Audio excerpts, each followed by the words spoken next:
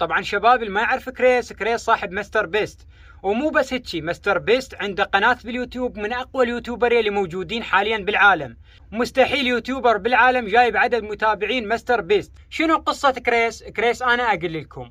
كريس تحول من شاب إلى ابنية. شنو السبب اللي خلاه تحول؟ لحد هسه ما نعرف شنو السبب. بهذا الفيديو راح نعرف السبب اللي خلاه يتحول من شاب إلى ابنية.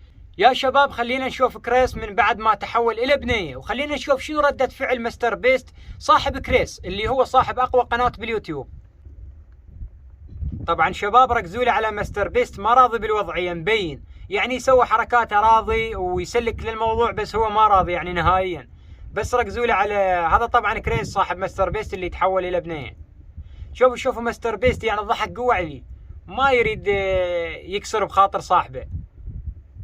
أنا مستحيل يعني أشوف أن مستر بيست راح يخلي كريس وياه. ويا شباب مو هنا الصدمة، كريس متزوج وعنده بنية مثل ما قاعدين تشوفون بالصورة.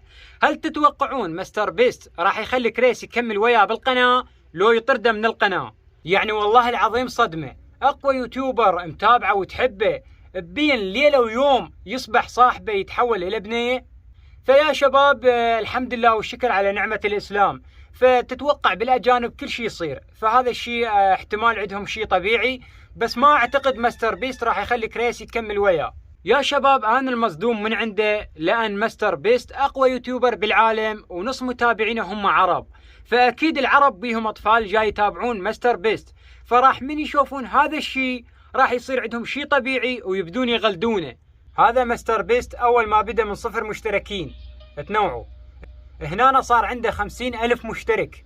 هذا مستر بيست صاحب كريس. هنا صار عنده 100,000، من بعدها صار عنده 1,000,000، بدأ يتطور. صار عنده 10 مليون، بدأ يتطور شوي شوي. هنا صار 50 مليون، صار يوتيوبر قوي وإلى إمكانيته وإلى جمهوره كلش قوي. هنا صار 90 مليون، شفت شلون قام يسوي تحديات عجيبة. هنا 95 مليون، وهنا 96 مليون. بس والله للأسف يعني نص متابعين مستر بيست هم عرب، فما راح يرضون بهذا الشيء نهائيا. لا تصدقون اليوم واحد من العرب يرضى بهذا الشيء، لا مستحيل. يعني شاب يتحول لبنية، لا هاي ما صايرة.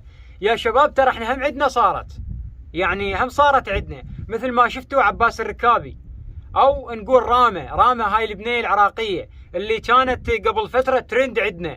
يعني بس هي بنية ماخذة شخصية شاب باسم عباس الركابي، فاعترفت قالت أنا بنية، رجعت بنية، فهذا الشيء طبيعي.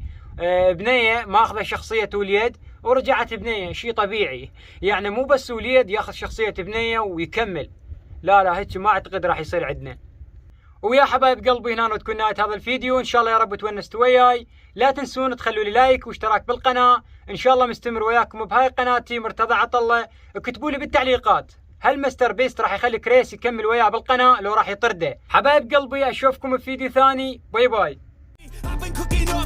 I'ma leave a legacy. You'll be looking small when you're standing right next to me. I'm 5'10", bitch, but I'm 10 feet. 'Cause I don't give a fuck what you say.